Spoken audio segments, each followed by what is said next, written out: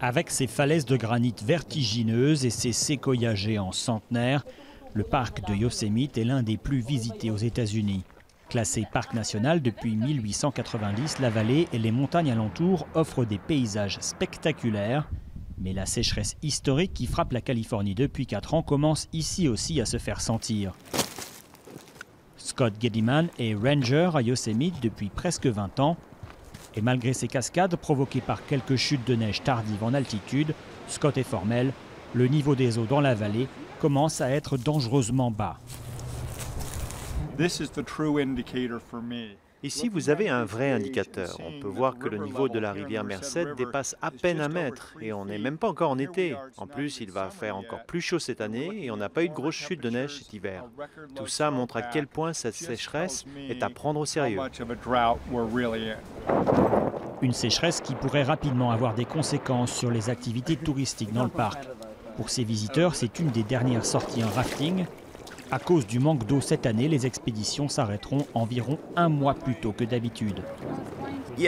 Quand il ne reste que 50 cm d'eau environ, l'eau ne circule plus vraiment et les algues vertes commencent à pousser. On voit les rochers qui sortent de l'eau. Il faut sortir du raft et le porter.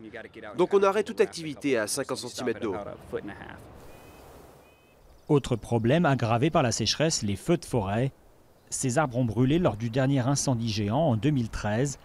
Les conditions actuelles, avec un sol très sec et des températures élevées, pourraient engendrer un nouvel événement de la même ampleur. Une réalité qui pousse les campeurs à modifier leurs habitudes. On fait attention à l'eau qu'on utilise quand on fait la vaisselle et tout. Tout le monde fait très attention. S'il reste quelque chose dans cette bouteille, on ne jette pas.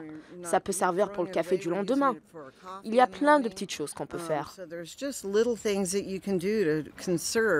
Des efforts que la plupart fournissent sans hésiter, car les effets de la sécheresse sont bien visibles.